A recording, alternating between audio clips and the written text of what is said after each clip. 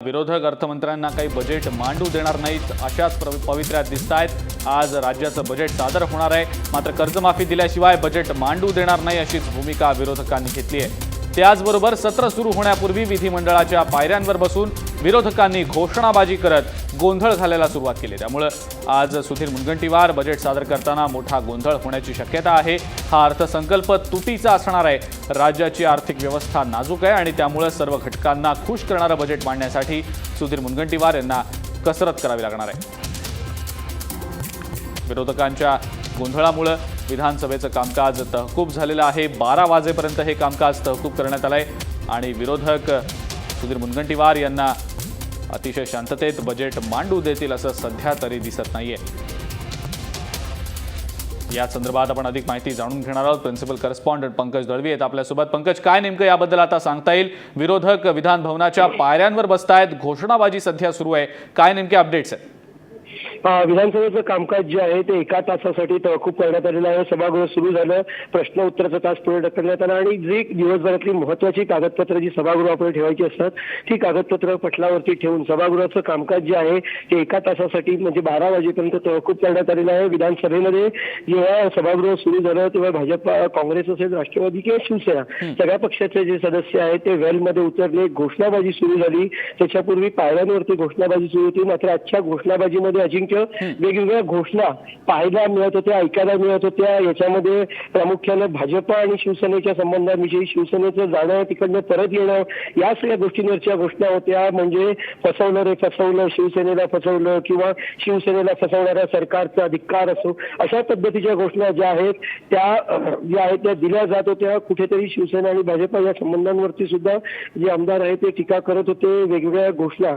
आज घोषणांमध्ये कुठेतरी एक क्रिएटिव्ह किंवा इनोव्हेटिव्ह घोषणा ज्या आहेत त्या बघायला मिळाल्या। आज विरोधकांच्या आंदोलनामध्ये थोडासा जे आहे ती जोश किंवा जास्त जोर आज पायऱ्यांवरती वाटत होता। अजित पवार असतील, धनंजय मुंडे असतील, राधाकृष्ण विखे पाटील असतील, विजय वडेट्टीवार, सगळे जे काँग्रेस राष्ट्रवादीचे नेते जे आहेत ते पायऱ्यांवरती बसले होते। बिलकुल पंकज, शिवसेनेच्या आमदारांची मात्र काय भूमिका नेमकी दिसते? कारण काल मुनगंटीवार देखील म्हणाले होते की शिवसेनेचे आमदार काही उद्या विरोध करणार नाहीत, घोषणाबाजी शिवसेनेकडनं होणार नाही। काय नेमकं आता त्याबद्दल समजतंय? शिवसेनेच्या आमदारांची नेमकी काय भूमिका दिसते? शिवसेनेच्या आमदारांची भूमिका खरंच मारल्यासारखं करून रडल्यासारखं करायचं की खरंच शेतकऱ्यांच्या प्रश्नांना रस्त्यावरती उतरायचं, सभागृहात उतरायचं, अशी भूमिका शिवसेना द्विधा मनस्थितीमध्ये दिसत होते। शिवसेनेचे ग्रामीण भागातले आमदार असतील, अनिल कदम असतील किंवा इतर कोकणातले राजन साळवी असतील, वैभव नाईक असतील, ही लोक जी आहेत ती सभागृहात बाहेर आक्रमक होती। अनिल कदम सगळ्यात आधी जे आहेत ते वेलमध्ये उतरले, मात्र प्रतोद शिवसेनेचे सुनील प्रभू हे एरवी सभागृहामध्ये वेलमध्ये असतात, मात्र ते आज आपल्या जागेवरती उभे होते। जाणाऱ्या प्रत्येक आमदारांशी ते बोलत होते, मात्र काय मेसेज ते त्या आमदारांना देत होते ते कळू शकलेलं नाहीये। मात्र कुठेतरी शिवसेना थोडीशी द्विधा मनस्थितीत आहे असं वाटत होतं। बिलकुल पंकज, मात्र हा सगळा विरोधकांचा पवित्रा जर बघितला तर सुधीर मुनगंटीवार यांना बजेट सादर करताना मोठी तारेवरची कसरत करावी लागणार आहे असंच दिसतंय। मोठ्या गोंधळातच त्यांना बजेट सादर करावं लागेल असं दिसतंय। विरोधक आपल्या भूमिकेवर ठाम आहेत, काय नेमकं होईल असं वाटतं?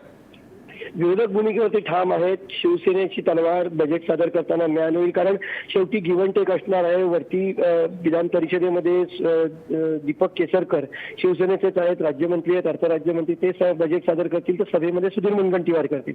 शिवसेनाचे आमदार असा ज्याला आपण फ्लिकरिंग गोंधळ जो म्हणू शकतो किंवा थोडं गोंधळ करतोय असं दाखवतील, पण काँग्रेस राष्ट्रवादीचे जे आमदार आहेत ते गोंधळ करत आणि त्याच गोंधळामध्ये जे आहे ते बजेट सादर केलं जाईल। बिलकुल पंकज, थँक्यू सविस्तर माहिती दिल्याबद्दल। या संदर्भातले अपडेट्स आपल्याकडनं वेळोवेळेला घेणारच आहोत। विधान भवनाच्या पायऱ्यांवर विरोधी पक्षाचे जे आमदार आहेत ते घोषणाबाजी करता आहेत, एक प्रकारे सरकारचा निषेध करतायत। शिवसेनेच्या बाबतीत देखील घोषणा होत आहेत। विधानसभेचं कामकाज 12 वाजेपर्यंत तहकूब करण्यात आलंय, कारण विरोधकांनी सभागृह चालू दिलेलं नाहीये। सातत्यानं विरोधक गोंधळ घालण्याचा प्रयत्न करतायत।